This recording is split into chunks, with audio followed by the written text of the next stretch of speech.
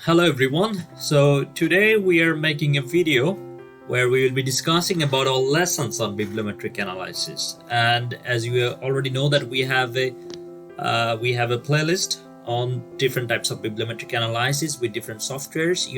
If you haven't had a look, please have a look there. And now we will talk about some experiences we had, and we hope it will help you to do better in your studies.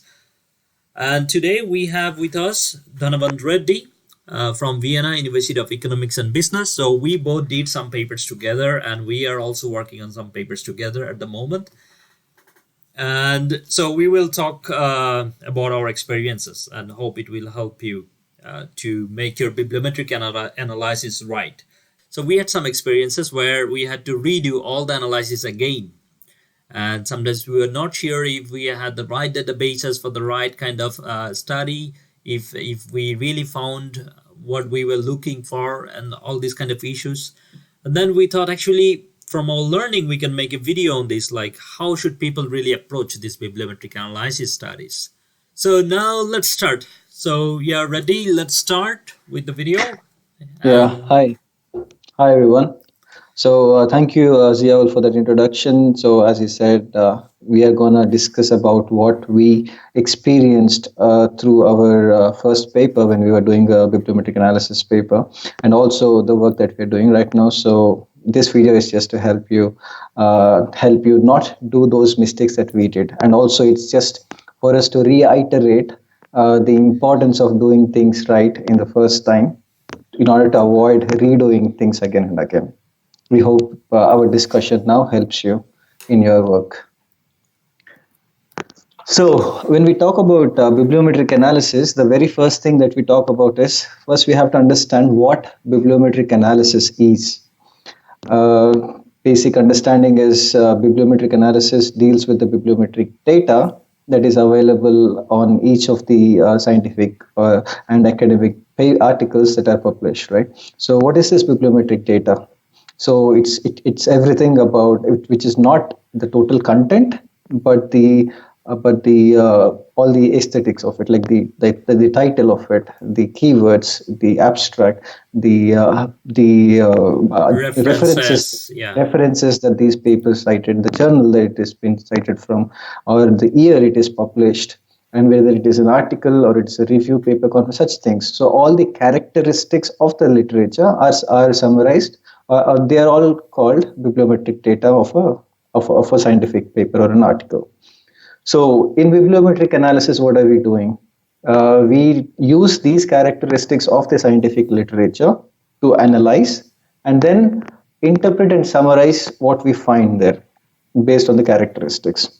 So this helps us to cover the surface of the entire research field and then try to visually or not superficially, I would say visually, and from the top of the layer, summarize the scientific domain. So once you know, also a good way to know bibliometric analysis is also to refer to some recent bibliometric analysis papers to understand the essence of it, not actually to copy the template of what they did and just reproduce it, but to understand the essence of it. So then you can adapt the bibliometric analysis for the purpose what you want to do it for. I would actually like to emphasize here that we should really read some bibliometric analysis papers before doing our own. If you cannot find one in your field or in your topic, that's great. You just read another one from a similar topic or similar field. That will help you a lot, okay? And if you have some published papers on your topic, which we had actually, like we worked on a paper on green supply chain management, and there were some papers, some bibliometric papers published already. So then what we did is we discussed in our introduction how our paper is different from them. So this is something. So if you don't have one in your field, that's great, you write your. But if there is one or more, then you have to differentiate from them. So focus on that, and that will help you a lot actually, just to see how others did it. Yes, totally agree. So now starting with the bibliometric analysis, now assuming that now you understand what bibliometric analysis is, what is the essence of it, and you have also a basic idea of what kind of papers have already been published in your field, then the first thing we do is uh, to first start with a theoretical framework for the topic of your research, right? So in this, what you're doing is to set the scope of your research. So you first go through what are the definitions prevailing for the same topic that you chose in your field. Then limit it, specific, take it to a context where you want to apply it, and then once you have limited it or defined the scope of your definition, that's when you start your bibliometric analysis further, which is starting with the literature selection and further steps. So here, the very first step to summarize is to define your theoretical framework for the topic. Yes, yes. So after you have built that clarity of your topic, then this first and foremost thing is now to define your research questions. Okay, now you have the topic. So how do you define your research questions? Here, by saying justify your research, what we mean to say is first you have to explain why do you want to perform a bibliometric analysis on this topic and not a systematic literature review or other classical literature review approaches. So why Yes, this method exactly. and why not other methods? Second, you should state what are your objectives of doing this bibliometric analysis. Like, what do you want to do in bibliometric analysis? So, in this, for in order to say this, you also have to know what bibliometric analysis is capable of. Like, what kind of analysis gives you what kind of results, right? So Yeah, you have to, yeah. You go on. Yeah, I will add later. okay, and then as a final part of justifying your research, you should also answer what are the contributions of doing this using bibliometric analysis. That means what is new and why is it important, or what kind of insights does it provide. This has to be, so it's not just enough that you're doing something new.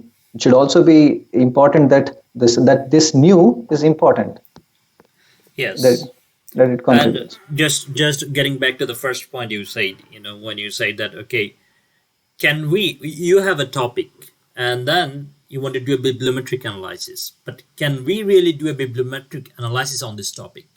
Maybe not. Let's say you have a topic and then you search on ISI database or Scopus database and you find only 20 papers. So with 20 papers, there is no need for bibliometric analysis, maybe. You need a good number, I would say minimum like close to 100 or more than 100 would be great. you know and then again, when it comes to like what could be the maximum limit, like let's say supply chain management. If I take only supply chain management as keyword, maybe I will get like 50,000 papers, and then we cannot really analyze 50,000 papers. That will not also give us any like meaning.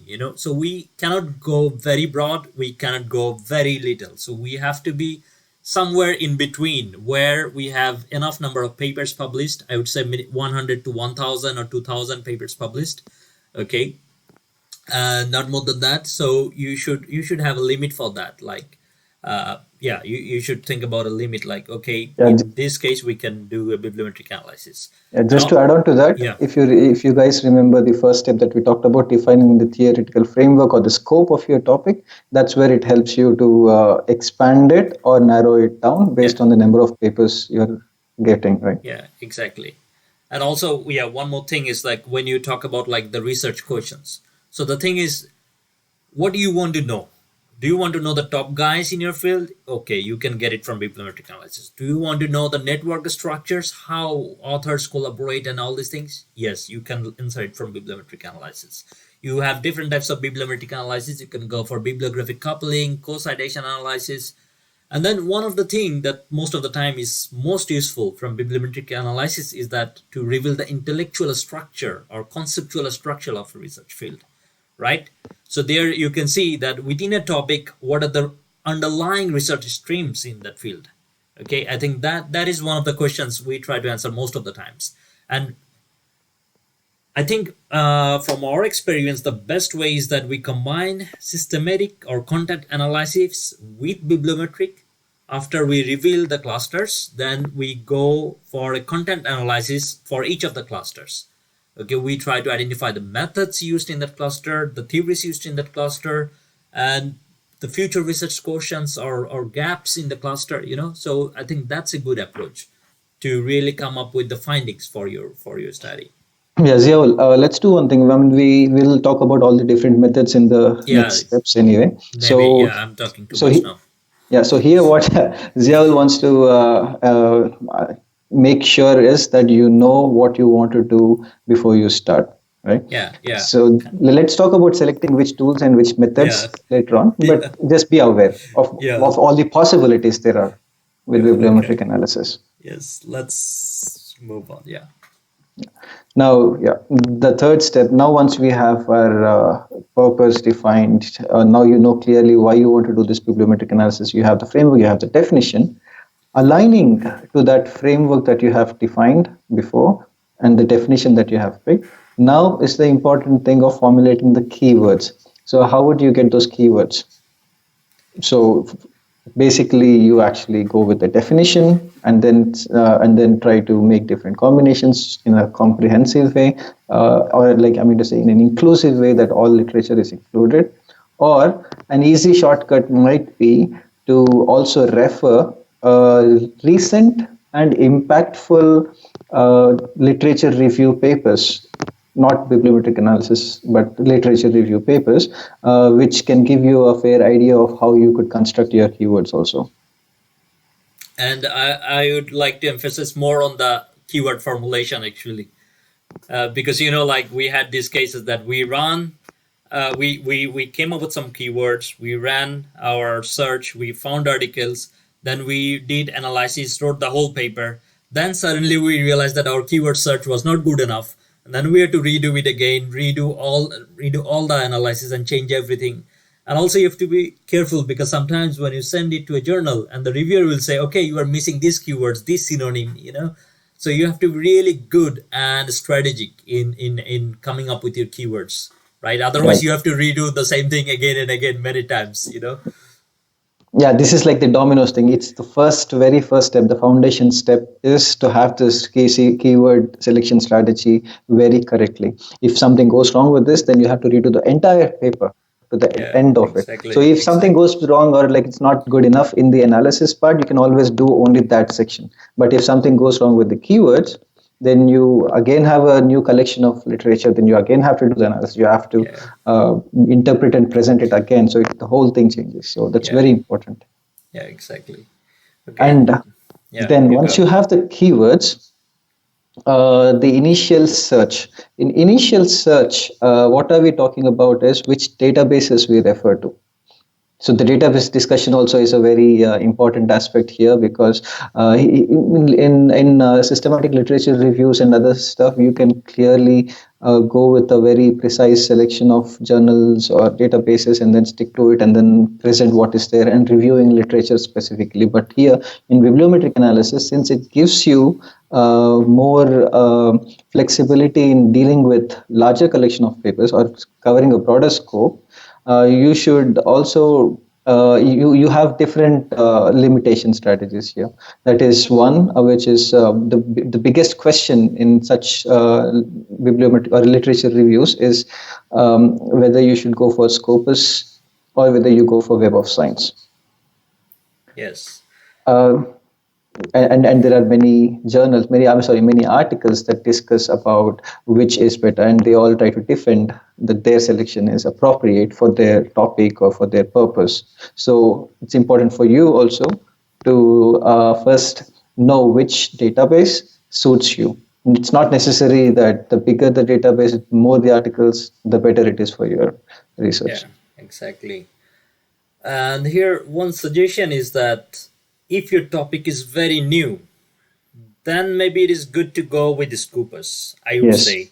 Normally, I try to avoid Scopus because the quality of data you get from ISI is much better. It's one of the most reputed databases. Uh, yeah, and but the problem with ISI is that most journals take like 5 to 10 years to be indexed in ISI. So the papers published in those journals before those 5 10 years, you don't get those papers, right? So sometimes it doesn't matter much if it's established field. If it has been going for some time, then it doesn't matter much. But if it's a field or topic that is very recent, then I would say that you can actually check the Scopus database there as well, because then there could be some papers which are published in not very high ranked journals which are listed in ISI, but the journals may be already listed in Scopus. Normally it is easier to be indexed in Scopus than in ISI, right? So maybe you will get some more papers if you go for Scopus for a new topic. But otherwise, I would say always go for ISI. Actually, it's the quality of data is good, and all the bibliometric softwares, most of them works with ISI, and actually both ISI and Scopus. But you will always have more options with ISI than Scopus. I think it's my Okay, experience. this is one of the biggest lessons that we had from our joint work, wherein we took a topic, worked on Web of Science, then we thought we will check on Scopus, then we realized that we have larger color selection, and then when we started to refine it, which is the next step of filtering it, then we realized that the collection that we end up with Web of Science and collection we end up with Scopus is not too different, and the value or the results that you might derive out of them will not also be significantly different. So it would be smarter for you to probably limit it based on also limiting your workload. Exactly.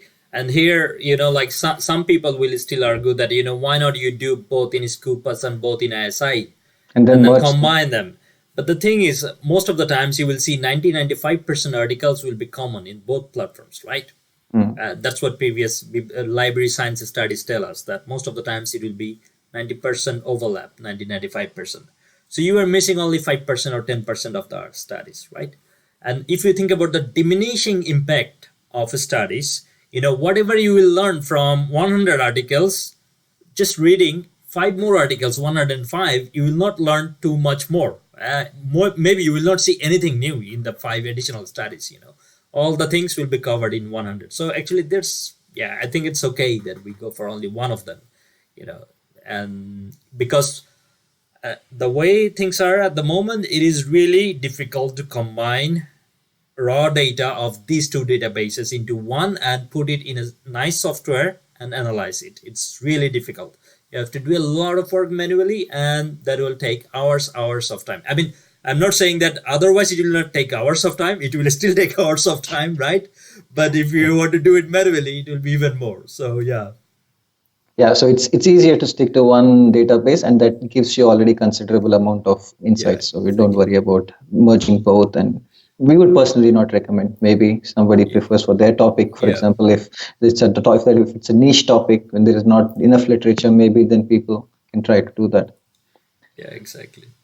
Okay, and also in the initial literature search, after you use the keywords and choose a database, then also you should also, the standard approaches like limiting it in terms of timeline or in terms of language, in terms of articles or review papers, type of papers, or also limiting in terms of subject areas. Such things you can employ all of those, whichever is applicable and relevant for your topic.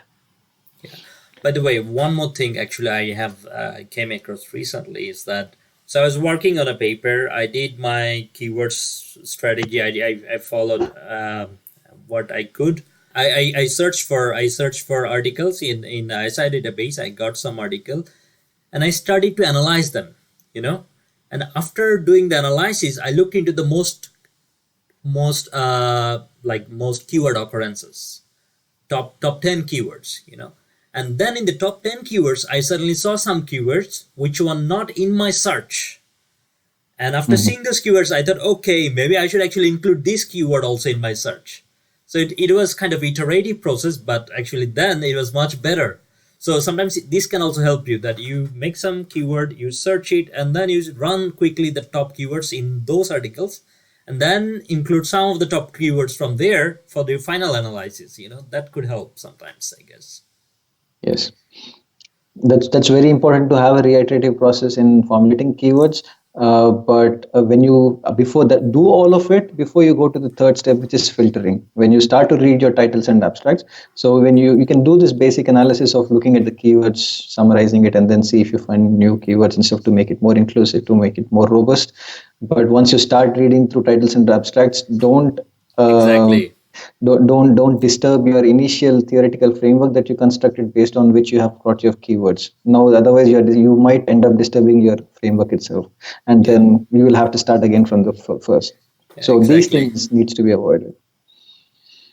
Okay, Okay, yeah, in the you can. filtering stage, once, okay, in the initial search, which is called the baseline selection, when right from the database when you select the literature, in the filtering phase you need to have a inclusion exclusion criteria, like a standard systematic literature review process, where you define certain criteria based on which you decide whether the article has to be in for analysis or out if it is not required.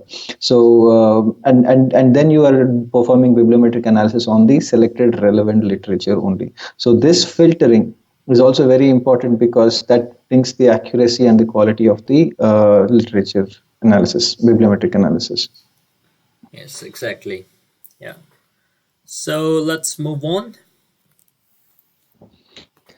And now, so after the third step, which was literature selection strategy, now you have your selected sample. The let's say out of the initial keyword search, you got 500 papers from which you started to look through each title and abstract, and then ended up with, let's say, 250 papers. And here I'll just mention, if you don't know how to extract articles from the databases, please see our videos, okay, on that, and link on the top. Yeah. Yeah. So once you have this database, which you now have to perform bibliometric analysis, then at this point of time, you need to make your decisions about which tool to use or which techniques you want to use to answer your research questions, and then perform your analysis and then present. So tools. With the database, you can use the same database in different tools. You can use Gephi, you can use Was Viewer, you can use BibExcel, or there's also Bibliometrics, Biblioshiny analysis, which also I believe there is a video on the channel.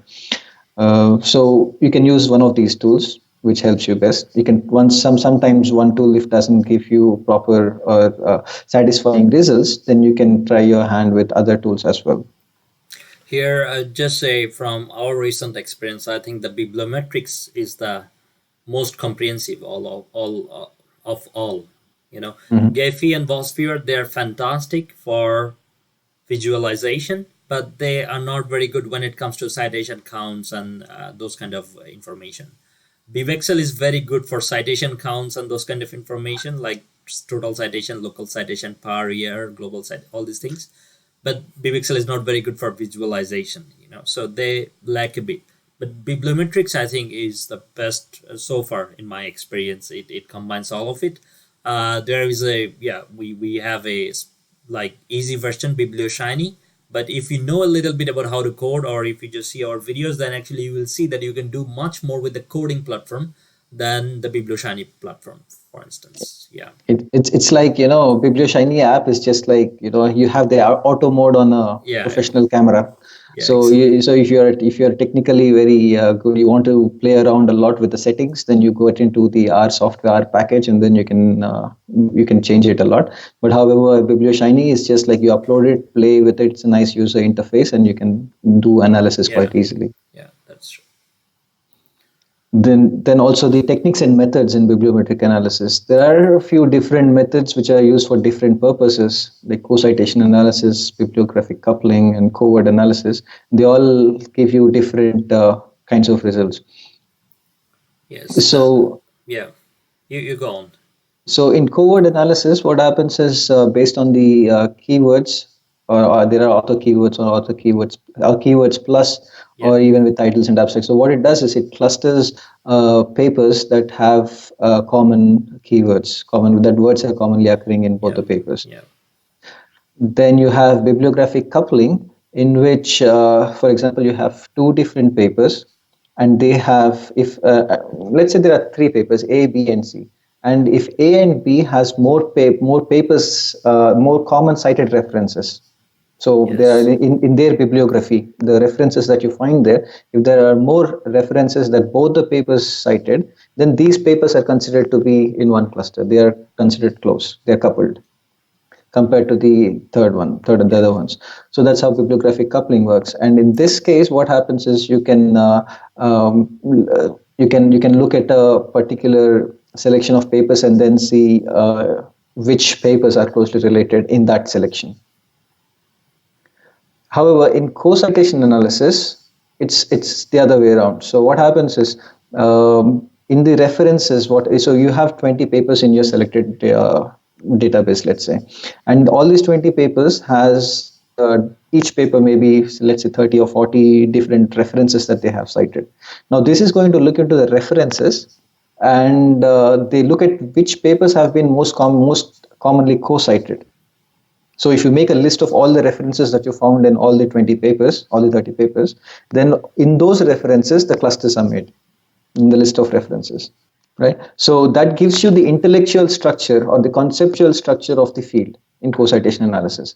Bibliographic coupling gives you themes, trends, topics, and Clusters. Yeah. clusters. Also, covert analysis gives you clusters. So, Yeah, exactly. All of them kind of gives you clusters.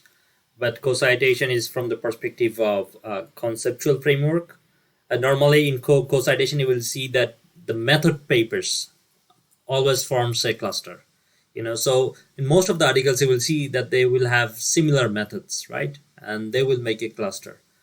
Whether when it comes to bibliographic coupling, here, actually, one more thing is that uh, co-citation works with the least cited references, okay, and bibliographic coupling, it works with a sample that you will identify, isn't it? Yeah. yeah, that's fine. Yeah. So it works with the sample that you are using. So if two articles in the sample, they are citing one article, then they are bibliographically coupled. At least they have to have one article in common, and it depends on the clustering depends on the number of common articles among each of the clusters.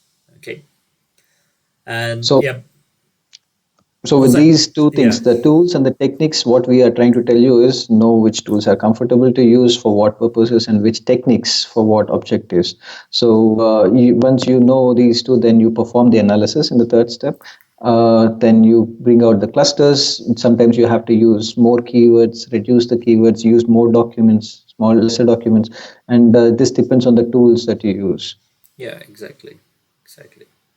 So once you find something meaningful, this is where you're actually bringing the most value addition for your paper, wherein you're making the clusters meaningful clusters, developing those, extracting those meaningful clusters to be presented to the community, to the scientific community.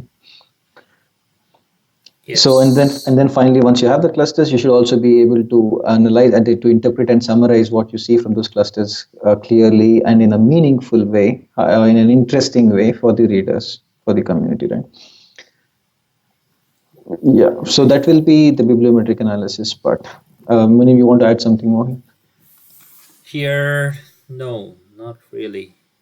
Here, this is one thing that we have also noticed time to time when performing the analysis, that for the same analysis, when I use 50 articles, I get some one type, and when I use 100 articles for the same analysis, maybe we get a bit different result, right?